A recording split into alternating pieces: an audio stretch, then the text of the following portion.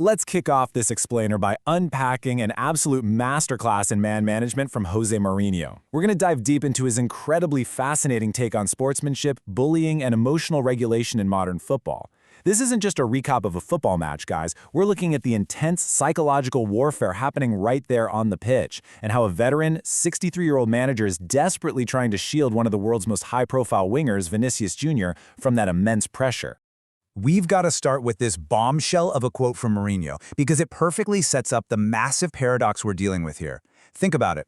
Out in the real world, we're living in what he calls a social era of anti-bullying, right?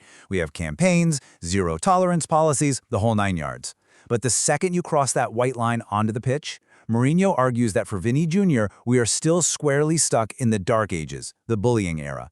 And the craziest part? This hostility isn't just coming from the guys trying to tackle him, it is literally raining down from the stands. Section 1. The Espanyol incident during the La Liga opening match. To really get why Mourinho made such a sweeping, bold claim about the state of the game, we need to rewind to the exact moment that lit the fuse. It all kicked off during a recent La Liga opening match. Real Madrid managed to walk away with a 2-1 victory over Espanyol. Now, a 2-1 win is a great start to the season, for sure.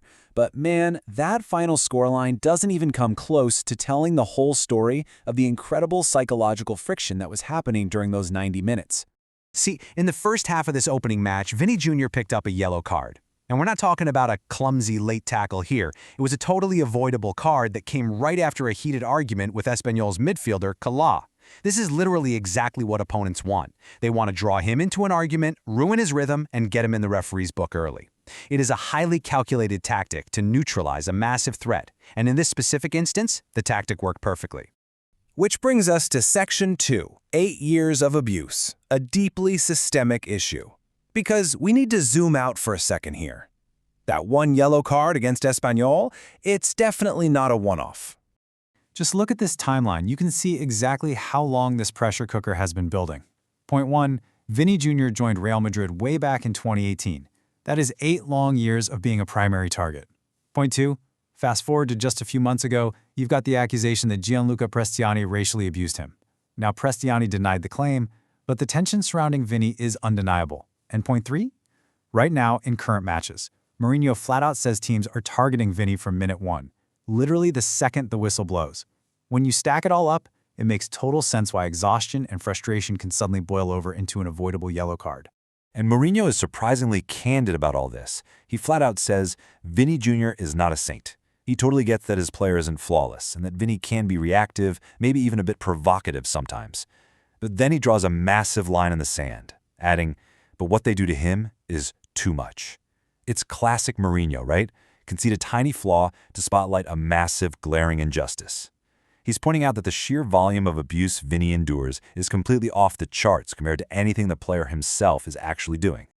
Moving into Section 3, Opponent to Ally, exploring Mourinho's shift. What makes this whole narrative so incredibly compelling is the dramatic personal twist in Mourinho's own relationship with the star.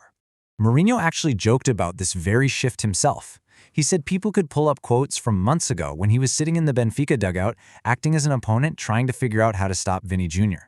But jump to right now, his first competitive match of his second spell at Real Madrid, and it's a total 180. He's fiercely protective, saying, now Vini Jr. is mine. It perfectly captures how quickly a manager has to pivot from trying to exploit a player's emotional weak spots to suddenly having to build an absolute fortress around them. So how do you build that fortress? That's Section 4, Emotional Control, a tactical response.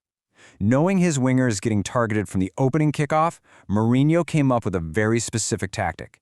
And it's not a physical one, it's purely mental. Mourinho is demanding what he calls great emotional control. But he's not framing this as just being a good sport. He's framing psychological discipline as a vital survival tool. Opponents are actively, desperately seeking a frustrating reaction. They want him to lash out and get booked, just like with Kala.